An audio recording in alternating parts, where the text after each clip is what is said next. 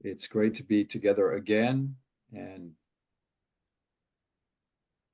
talk to you a little bit about the state of things and the state of our network.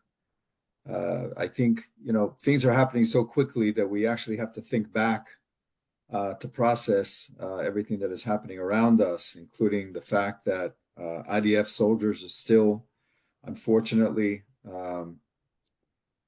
we're losing people in Gaza. There are still hostages there, as you know. There's tremendous debates in Israel about the directions in the future. We've had rockets from the Houthis over the weekend, UAVs, drone attacks, and of course, unfortunately, a strategic event that took place with a rocket hitting the Ben Gurion airport, which is Israel's really only international airport. So that would be equivalent to a rocket hitting JFK. And you have to ask yourself, how Israel should be expected to respond to something like that. But this is all after, as well, a very emotional week in Israel that began with Holocaust Memorial Day into Israel's Memorial Day, Israel's Independence Day. And as we were going through that, the country was literally burning. And it's important to understand that every fire is a trauma, especially those among us who come from the West Coast and LA. But when you have a fire in Israel that is engulfing the mountains around Jerusalem, and the symbolism and the importance of holding onto the land and that kind of attack, whether it's by accident or arson or a combination of the two, which it probably was, it goes to the deepest nightmare of the collective nightmare of the Jewish people. And I think that's something that is really important to understand, because as Israel was dealing with the fires, and they're going to get worse and worse as the Middle East heats up, here were the European allies that came in one after the other, starting from Cyprus and Greece and Italy and Croatia and Bulgaria and France and the UK and Germany and the EU itself.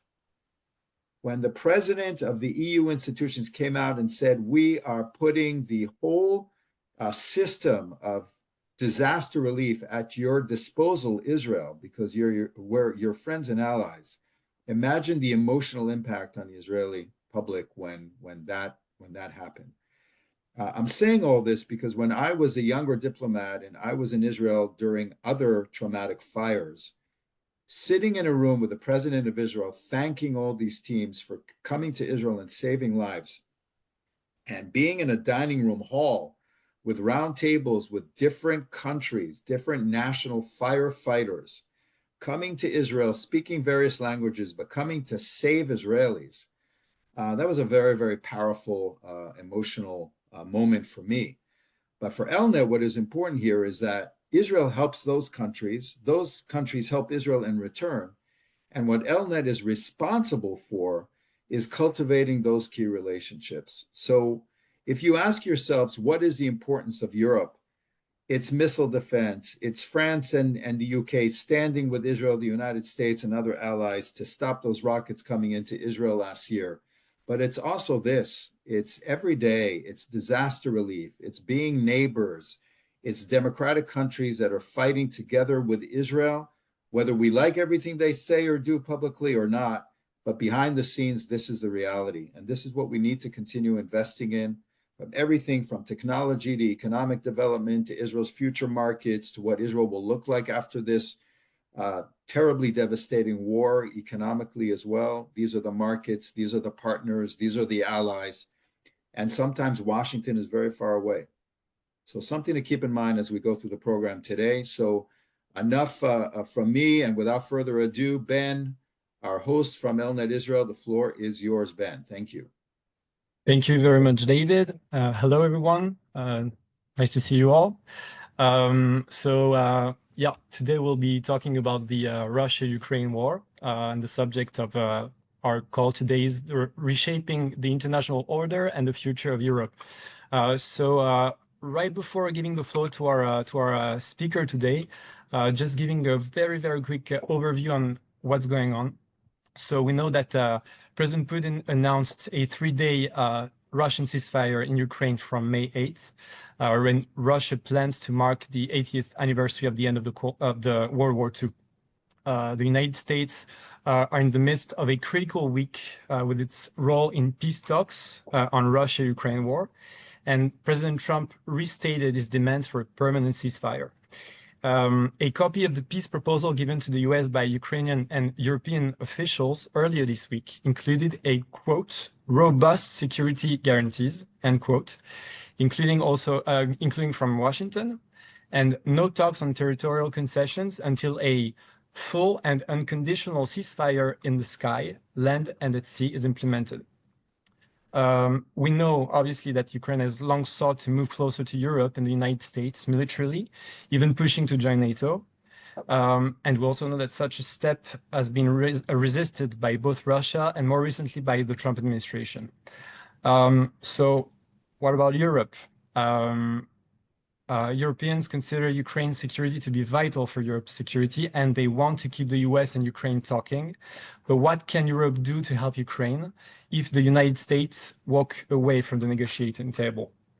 So obviously, I won't be the one answering these questions. We have today a great speaker. I'm very pleased to introduce to you Lieutenant Colonel Reserves Daniel Rakov, who is a senior researcher at the Jerusalem Institute for Strategy and Security, specializing in Russian policy in the Middle East and great power competition in the region.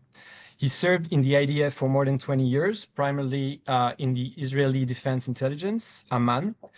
And from 2019 to 2021, he was also a research fellow at the Institute for National Security Studies.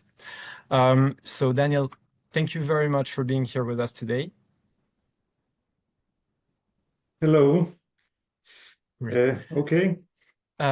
So yeah, could you, given the very, very brief overview that I just gave, could you please elaborate a little bit more on the geopolitical implications of this Russia-Ukraine war that has been going on for more than 1,100 days, 1,165 if I'm not mistaken. Could you help us deblur a little bit the context and help us gain a perspective on how the Russia-Ukraine war has reshaped this international order that we're talking about? Okay, so thank you for the opportunity to speak to you. I worked for several years with ELNET, and ELNET does a very important job in explaining the situation in Israel for the Europeans. I'll start with American-European relations and then go to the Russian-Ukrainian war. So we're in the middle of a trust crisis between the Europeans and the United States.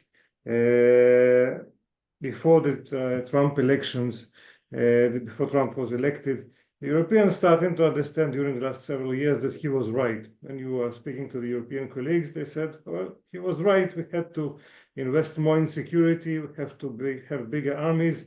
We have to take responsibility in our hands on our security. But they did it not fast enough. And they expected to accelerate after they understood that Trump is going to be the next American president. But when I speak to my European colleagues, and both practitioners and people in the think tanks, so many view the Vice President Vance's speech in Munich conference and in very, very harsh terms. That for many Europeans that joint values are not that joint anymore, and they have less trust in transatlantic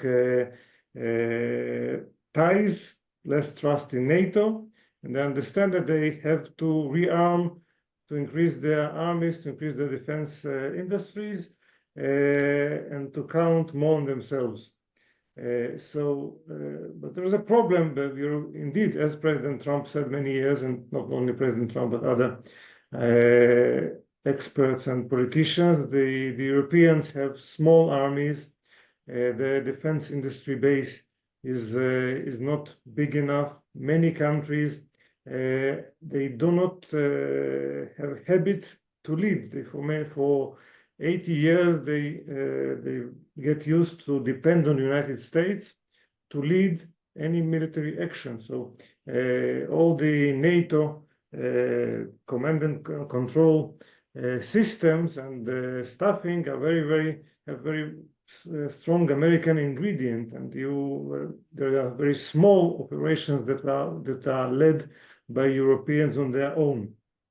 So they have Russia as their adversary, which is a problem. There are problems of speeding up these processes of rearmament.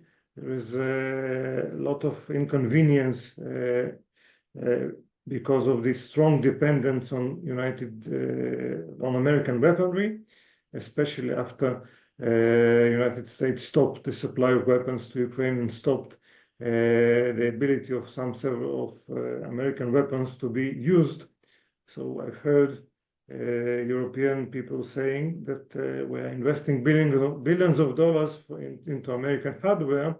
We do not want, during a war, somebody to push a button and it will not work. So we'll try an attempt to decouple. But on the other hand, the Europeans understand that they are not ready, that they have many problems, that they are disunited. So despite the understanding that they have to put more money into security, have very bold steps, there is also understanding that quarreling with the United States, getting to a rupture, is not something that will serve the Europeans well.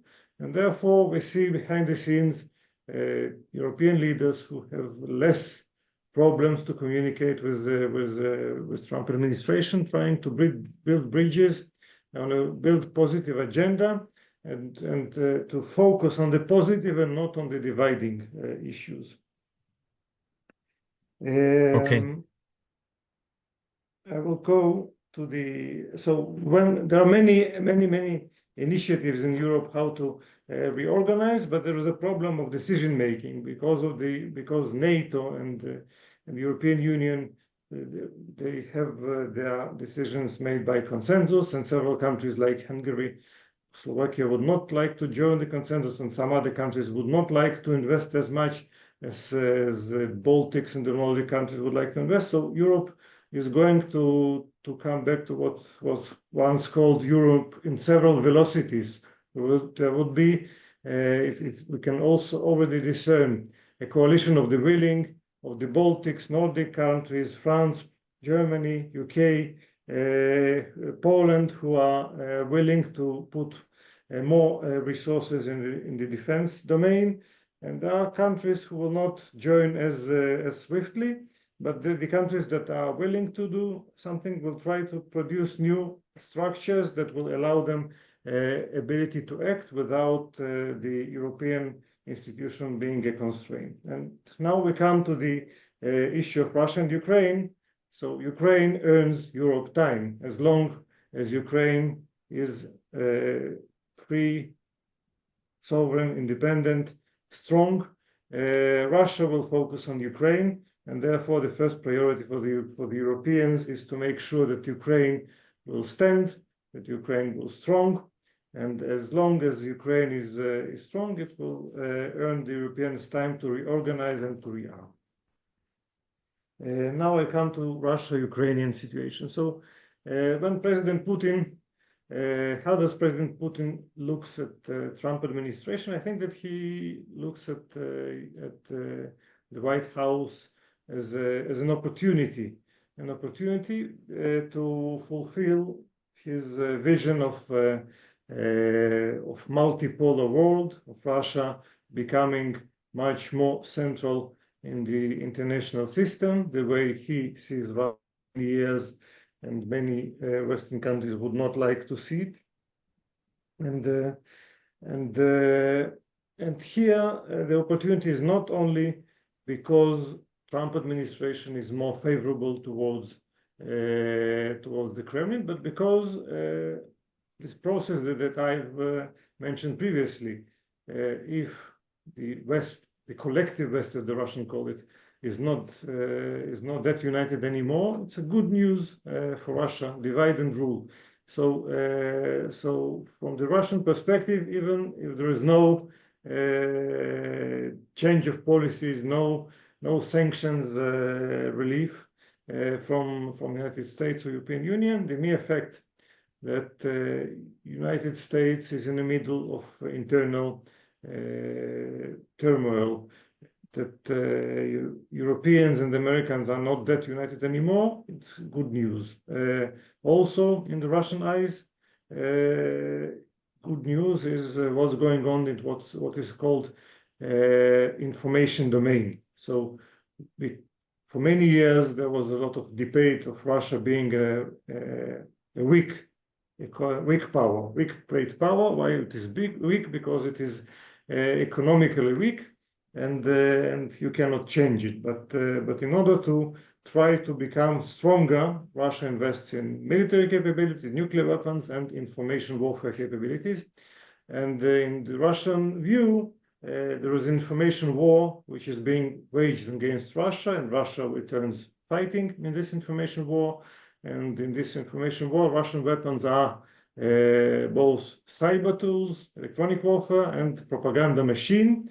And in their understanding, their aim is to try to fill the information space with Russian narratives and to push away Western narratives, Western ideas. And what's going on when in United States think tanks are being shut down, Radio Free Europe, Voice of America company, and is being shut down. So there are less Western narratives.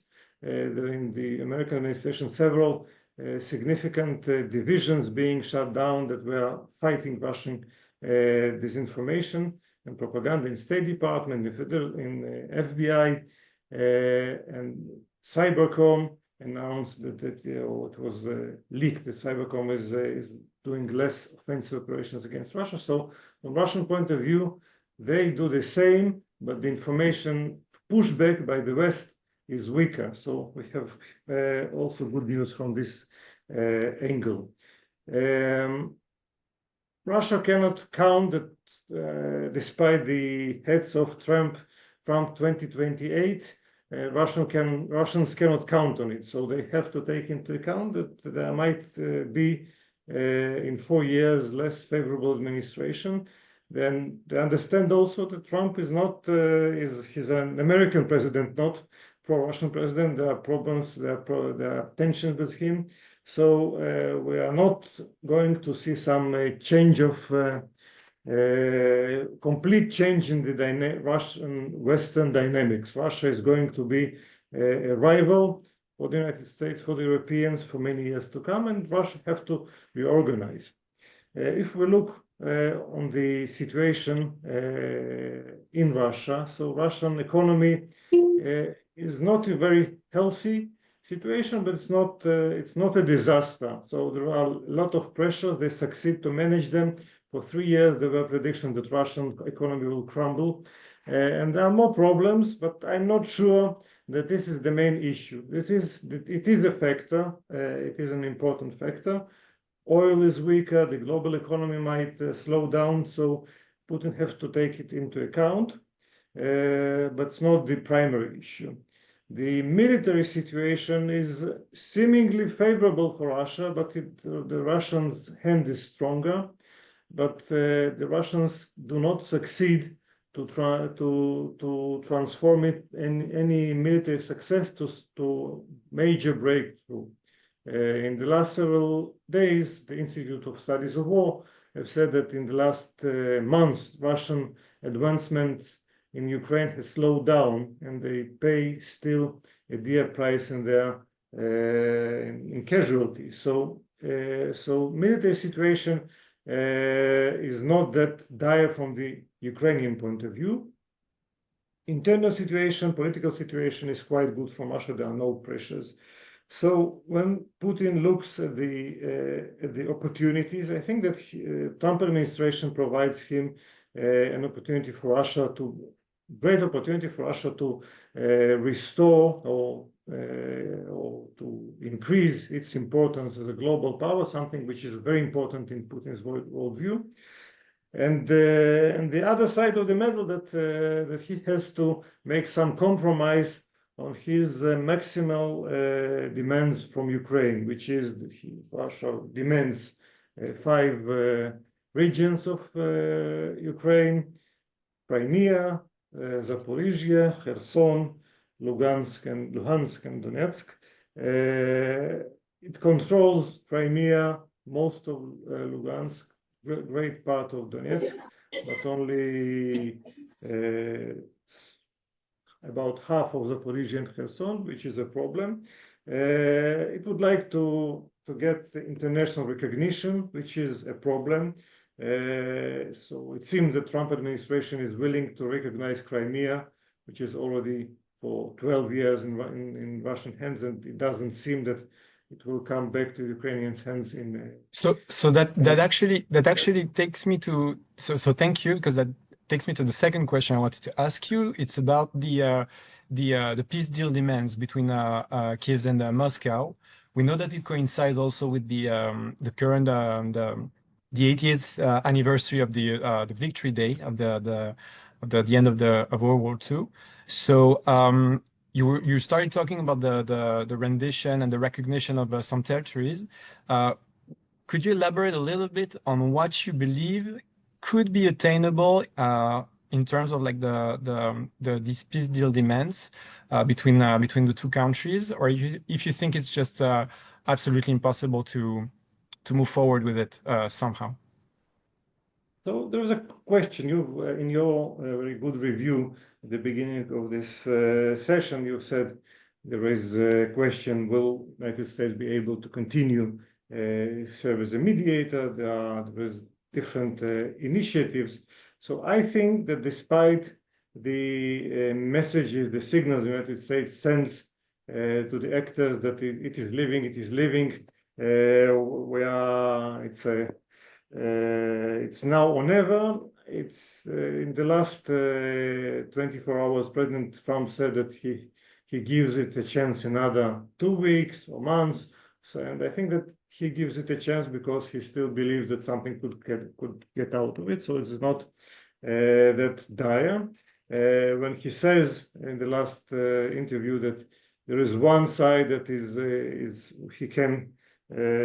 he's close to a deal, and the other side which is not close to a deal, which is a very strange description of the situation. They have to be one near another, but he actually explains, I think, that the dynamics that Ukrainians are negotiating with the United States and the Russians are negotiating with the United States, and less direct dynamics supposedly between Russia and Ukraine.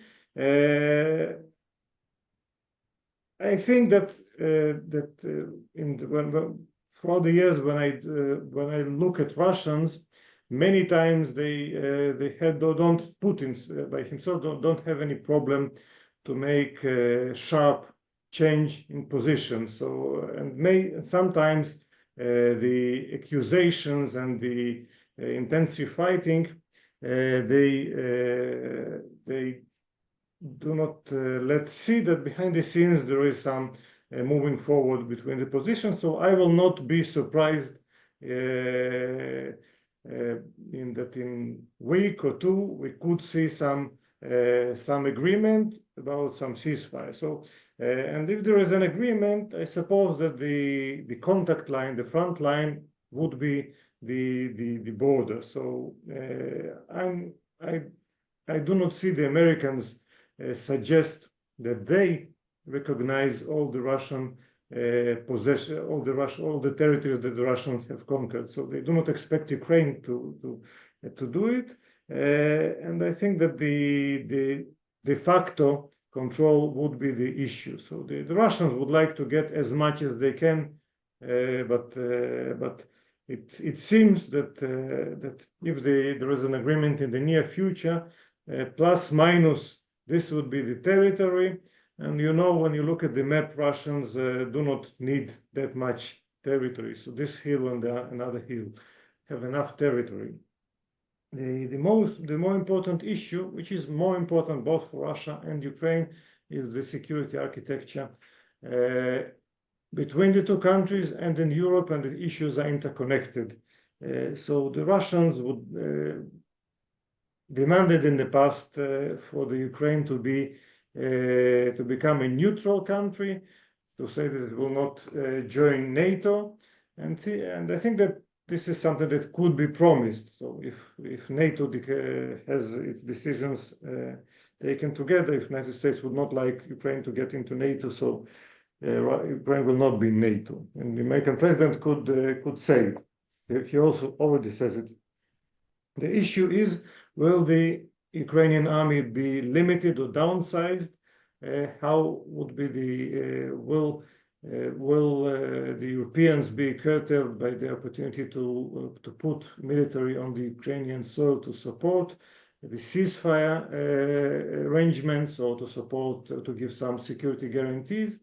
I think that Russians do not like it, but they will have to leave it. You cannot, if Ukraine is not neutral, it will be difficult to prevent it from concluding bilateral arrangements with European countries about security. The issue of denazification is very, very unclear. It's blurred. In the past, there were leaks of the agreement between the Russians and the Ukrainians were supposed to sign in Istanbul in the beginning of 2022. They were negotiating peace agreement, and then after Bucha, the Ukrainians withdrawn. So if you read what the Russians suggested, is to diminish the limitations on the use of Russian language in Ukraine, and several more issues. I think that something could be done here, and the Russians would not be happy, but they will say, here we have some success, and the United States could relieve the sanctions gradually. And I think that the Russians would not like the issue of investigations, war crimes, reparations. I think that it would be left behind. So essentially, I think it would be a ceasefire and an opportunity for Russia and the Europeans to rearm for another cycle. The Ukrainians, I think the most important issue for them is the security arrangements. They would not like to get their military curtailed. And also, they understand that some of the territories that there is a discussion about them, it's destroyed. These lands are destroyed. They have more importance for them. Maybe they will try to make some territorial swaps. They would certainly would like to get Zaporizhzhia nuclear station, power station with 6 reactors. It's a question whether it is attainable, but this is something the United States try to do. If no, they will get the electricity source from somewhere else, like they did in the last 3 years, because they didn't use Zaporizhzhia nuclear power station for 3 years, so they will get it from somewhere else. So I don't think this is the main issue. So maybe I'll, if you'd like, I can get to the repercussions for the Middle East and Israel. So that was actually my last question. I just wanted to just remind the audience that if anybody has any question, you're feel absolutely free to share them with us. Yeah. So yeah, I'll transition again. So yeah, regarding basically this context that you brilliantly elaborated on, the Middle East in all of this, and Israel in all of this, and what would be the role of Israel, and what would this Russia-Ukraine war influence and impact the Middle East and Israel, and how Israel could actually, I don't know, I won't use the word benefit, but be impacted by it, and how it could be a part of it to try and find a solution to it, maybe, or yeah, for the future?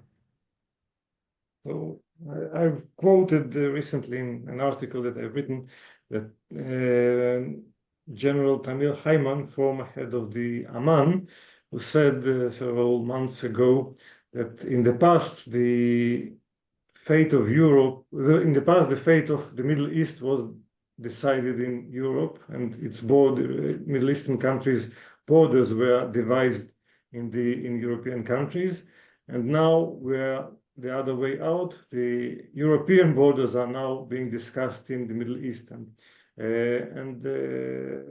most of the negotiations about Ukraine happened in Riyadh or Istanbul, with Middle Eastern actors trying to mediate. And the issues of the Ukraine, the ending of Ukraine war, and the Iranian nuclear issue are being interconnected both by the persons who make these negotiations, President Trump's envoy Rakov, and both the issues, because there is potential of trade-off. So Middle East became very important for Russia after the war began and the European disconnected or tried to disconnect from Russia economically. Russia has tried to divert its economy to the Middle East, and the Gulf countries had a very important role to play, allowing Russian war machine to continue working because of the coordination of oil prices. So the fate of American-Saudi relations is very important. Russia can join this coalition, energy coalition. This is something that Putin would like very much, and try to earn from it. Or Russian Gulf relationship could be weakened. And we've seen in the beginning of COVID epidemics that there was a trade war in the first days of COVID. There was a trade war between Russia and Saudi Arabia, and it was very disastrous for both actors. So this is something to watch. If I look at Iran, which is the most important issue for Israel, so Putin would like to try to disconnect the two tracks, the bilateral rapprochement track with the United States, with Trump, from the Ukrainian track. Putin would like to give as little as he can, to compromise as little as he can on the Ukrainian track, and suggest him being useful for the United States in the Middle East, in energy domain, and other places. And Iran, as a crisis, is an issue where Russia is trying to portray itself as somebody of a country that the United States could cooperate with in bringing Iran closer to some compromise. So I don't think that from the Iranian point of view, Russia is able to change the calculus of the Iranian leadership about the nuclear issue. So nuclear issue is a core issue of national security of Iran, and Russia, with all the friendship Russians and Iranians have, will not decide for Iran. Even the Russian ideas are nice to hear, but Iran will decide, make the decision making by itself. And so I think that the most important issue in the equation is how strong American and Israeli pressure on Iran will be. But Russia and China and other countries do influence the strategic environment of Iran. So if Iran understands that it is alone, it is not being militarily supported by Russia and China, which is the case. So its decision is more difficult one. The pressure grow. So here I think Russia and the United States are coordinated. So Russia tries to posture itself as some possible bridge between the United States and Iran. It cannot be realistically a mediator. We've already seen Russia could be chosen previously to be a mediator, but the Iranians have chosen the Omanis because they understand that the Omanis do not have stakes, or they have less stakes in it than the Russians. So Russians are much less neutral. Still, the Russians understand the Iranian point of view better, and they can be helpful in pressuring Iran and in security and economic arrangements. So I think of a possible idea. So if Iran will be ready to compromise, it would have to sell it to its population and to the world as a great victory, not as a great defeat. So Russia and China could supply nuclear civilian energy, as President Trump was speaking in the last interview to NBC. So he was speaking, the Iranians would like to get nuclear energy, civilian nuclear energy, and the Russians have experience to supply Iran nuclear reactors. So here they can be useful. And if there is no compromise, if there is an Israeli attack or Israeli-American attack on Iran, so Iran would probably be weaker. It would need Russia only more. So in any case, Russia is an important player to look at in the Iranian issue. And another issue is Syria, which is also being influenced by the situation by the Russian-Ukrainian war, because the change of regime in Syria happened because Russia was focused on Ukraine war and didn't have capability to support the Syrian regime, and Iran was diverted. So one of the repercussions of this war is the change of the regime. But Russia, with Turkey, tries to portray itself vis-à-vis the American administration that a country that can take care of the situation in Syria, so that the Americans would be able to disengage, to take their troops out of Syria. And here from Israeli point of view, it's a problem because Israel would not like to see Turkey strengthened in Syria.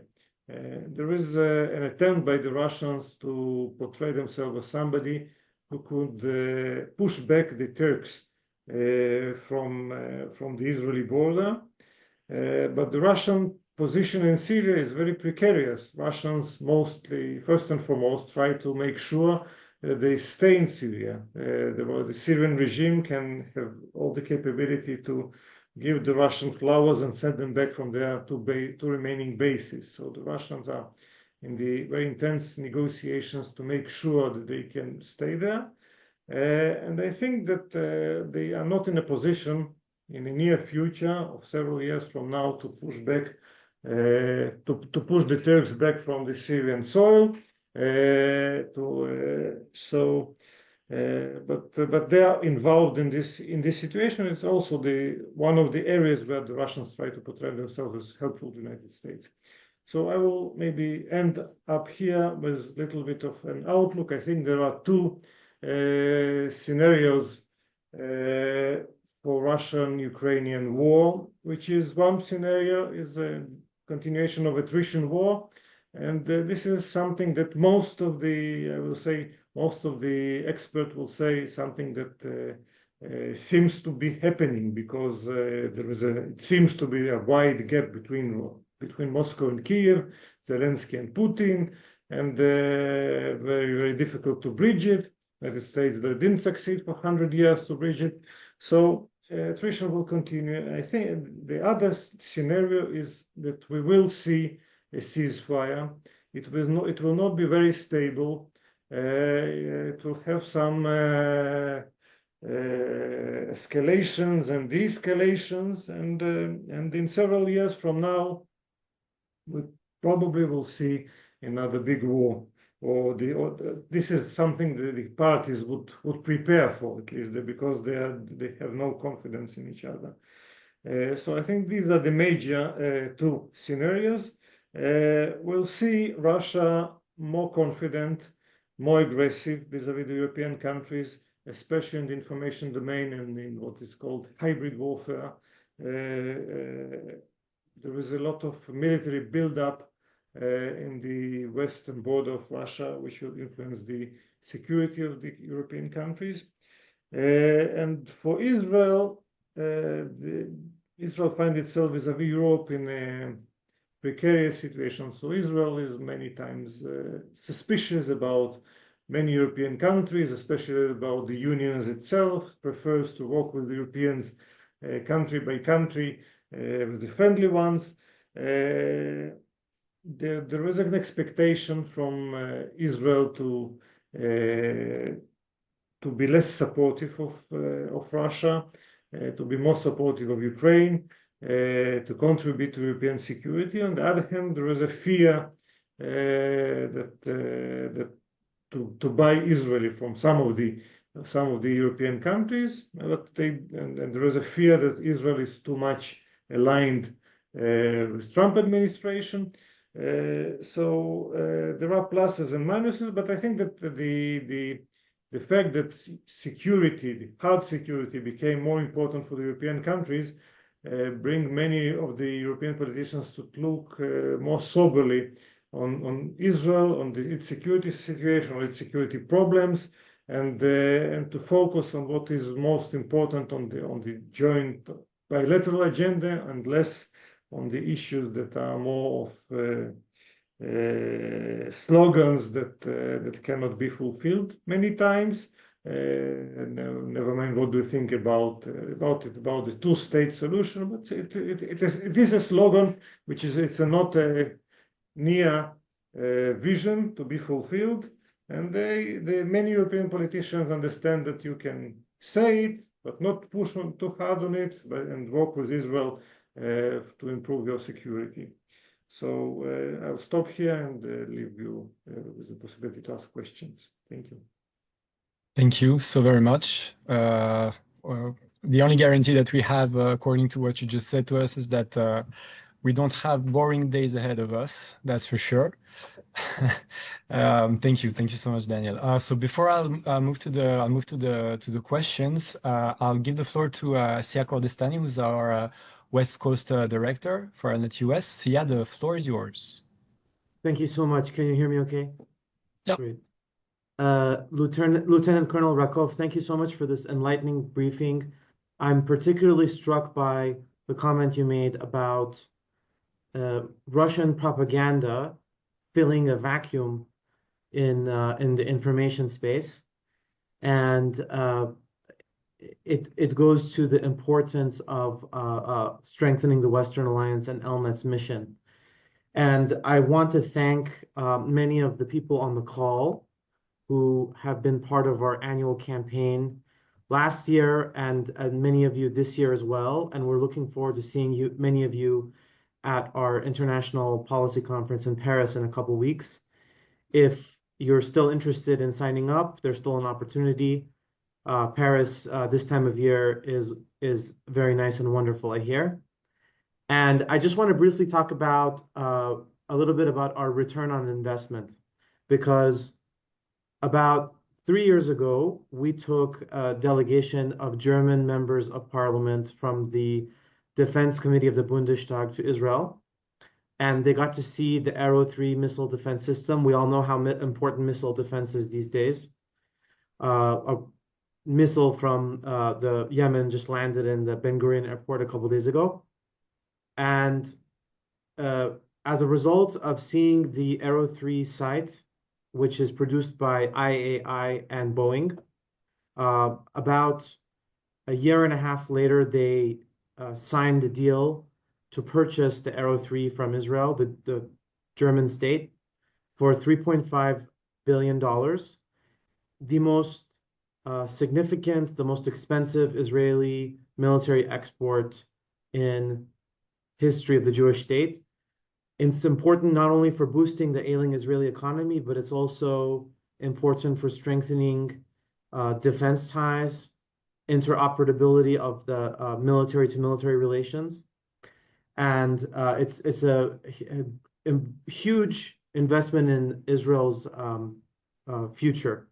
So this is in part thanks to your support, in part thanks to the stellar work of our directors in Europe and in Israel.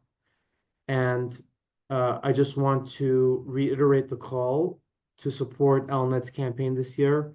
We're going to send the link in the chat room, and I'll give it back to Ben. And thank you, Ben, for your smart questions during this briefing. We're going to share the link for everyone to take a look at, and thank you again, Lieutenant Colonel Rakov. Appreciate it. Thank you. Thank you very much, Sia. So I'll give the floor actually to Joseph Hyman for him to ask his question. Thank you very much. I have two very quick questions. Number one, as we all know, last week there was an agreement signed between the Americans and Ukraine, the minerals agreement. And my question for you is, were there other kind of conditions or, I mean, very straightforward, was there anything relating to the United States providing any more military support for Ukraine because of the signing of this? I caught something on the news, but I wasn't sure whether there was anything related to the U.S. quietly providing other defense assets to Ukraine, and it's been very hard to get any news on it. So that's my first question. My second question is, obviously, it's hard to know the positioning of the Trump administration. It seemed early on that with Witkoff and his negotiations with the Iranians was making good progress. And in fact, there were two very good meetings, according to what we hear.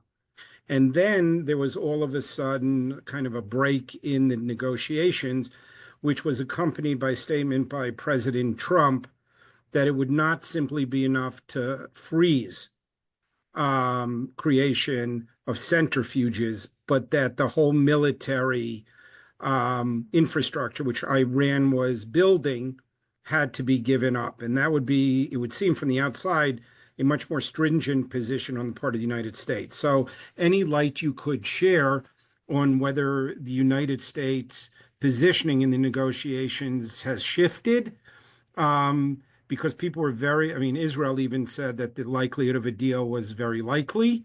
But at the moment, with this break in the negotiations, one wonders if, in fact, the United States has evolved into a harder stance. So anything you could do with us enlightening that would be really helpful. So those are my two questions. Thank you. Ben, would you like to have several questions maybe asked, and then I will. I think it's that's already I mean, go for it. Maybe per question. Great, thank you. Okay, so very quick answer for the mineral deals. So it provides a vehicle for any security aid or purchase by Ukraine to become part of this mechanism. So the United States have already, the State Department have already sent one deal of more than $300 million of related to F-16 infrastructure in Ukraine and support. So $300 million being put into the channeling toward Ukraine. So it's a signal, I think, both for Ukraine and both for Russia. If Russia will continue to be resistant to ceasefire, the United States will resume sending military equipment to Ukraine. And another piece of information that was published in these 24 hours, that United States is preparing Patriot systems that were taken out of Israeli order of battle in 2024 and returned to the United States. So it is going to refurbish them and to send them to Ukraine. So at least two deals, something just a couple of days after the mineral deals was signed. So it's a signal to Russia that it goes on. And about United States position in Iran, I must say I was dealing with Iran in the past. When JCPOA was negotiated, the Iranian nuclear agreement, it took several years to negotiate. We are now 100 days into the Trump administration, about a month in the negotiations. So, and Trump is boasting of being of ambiguity being his forte. So he can become harsher, become more convenient to the Iranians. I would not take it as a sign of the negotiations are getting to collapse or not. So he started swiftly. Then he had to say that he is a little bit more harsh, and he might make several steps back, like kabuki theater.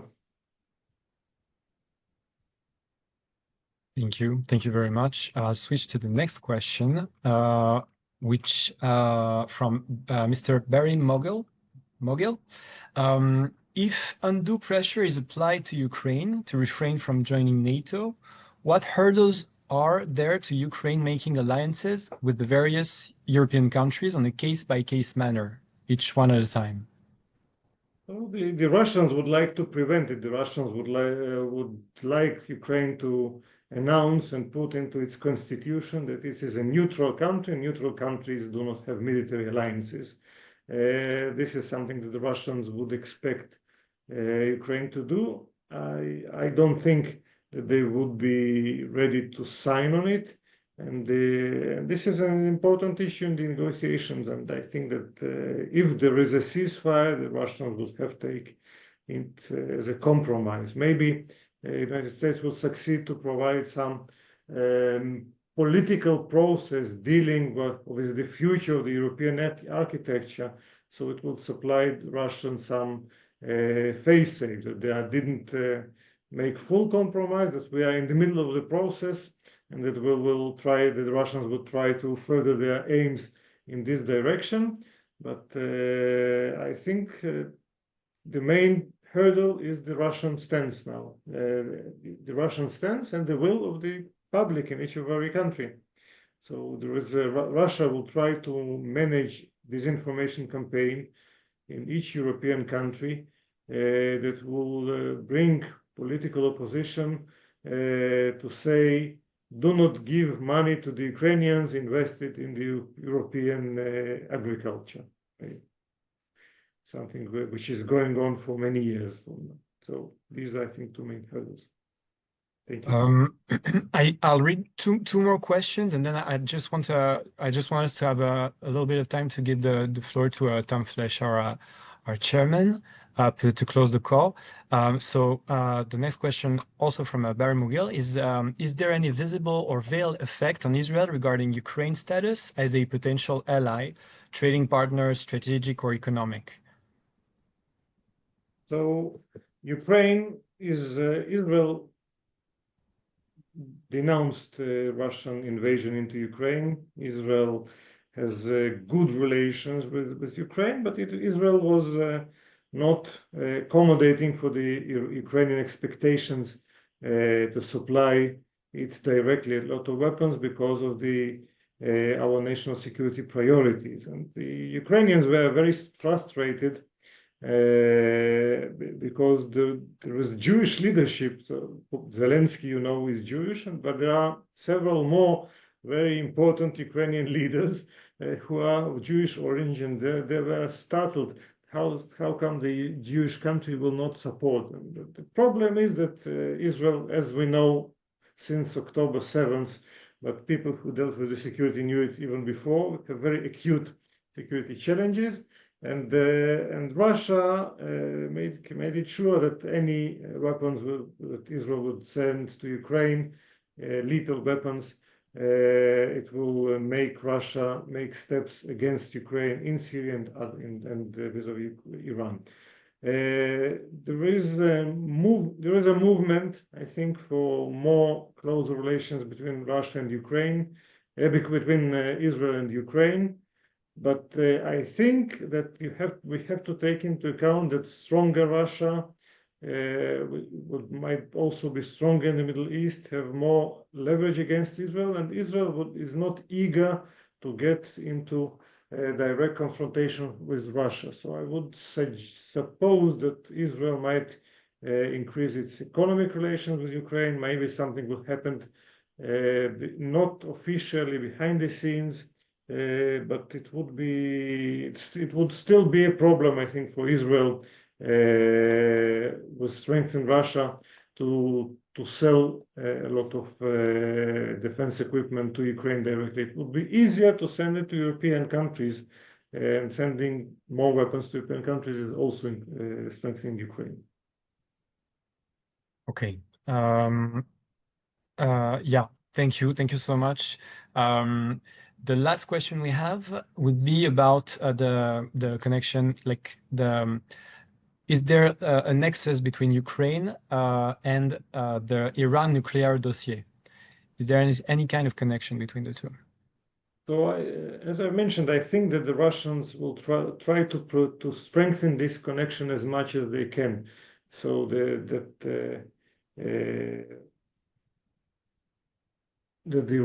the Russians would be helpful to the United States on the Iranian issue, and then the United States has less demands, less pressure on Russia to compromise on the Iranian issue. And from the other side, from the American side, I don't see a lot of pushback, but I think there are limitations about this logic. So there is understanding that you cannot make it too harsh. But if in this scenario that I've described, there is a continuing attrition war without solution, without ceasefire in Ukraine, it might happen because Russia would still try to prove itself to the United States a valuable partner on the Iranian track.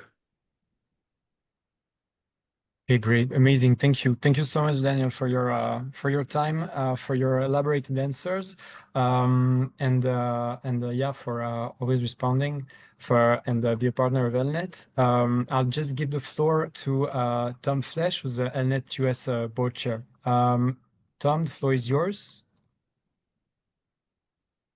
There you go. Yeah. Okay. Am I still on mute? I'm gonna just see. You're good.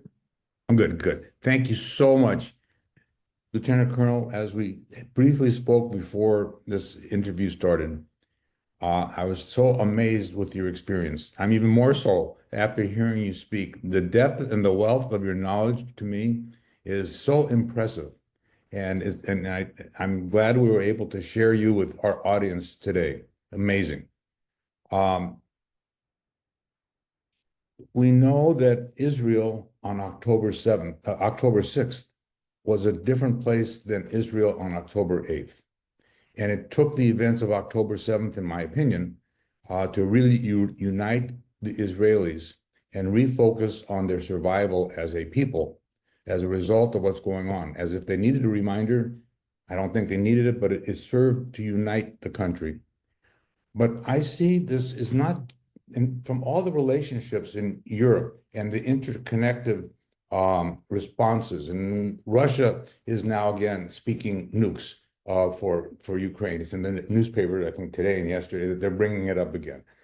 It's not just Israel that's in the fight for their lives.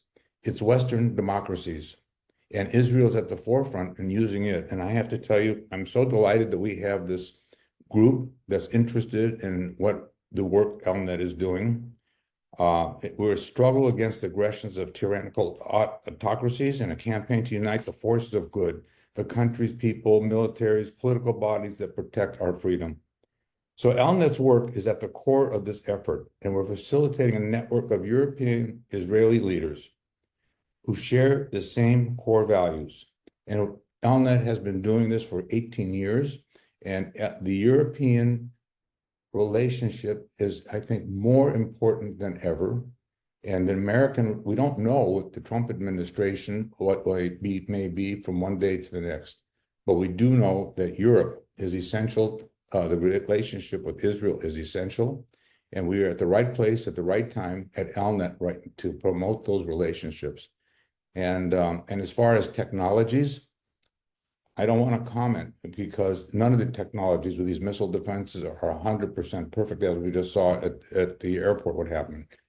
But it seems to me that the technologies from Israel are maybe the most reliable in the world.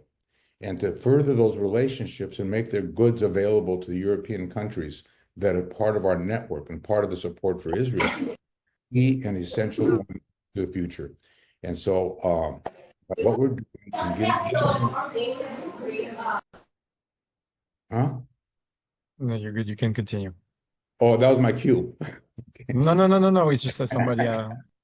So I just think that we have to support, we're asking all our participants today to consider your support for ELNET and the work that we're doing. And we are really making significant progress. And the time is just right now. Europe needs us. Europe needs Israel, vice versa. The free world needs Israel, European strong relations. And so I thank all of you for being on here and your consideration to support ELNET. Thank you very much, Lieutenant Colonel. I just hope we have an opportunity to speak further. It's amazing the work you're doing. And I just, with God's help and speed you keep to you, I just hope that you continue your good work. And thank you. Thank you, Tom.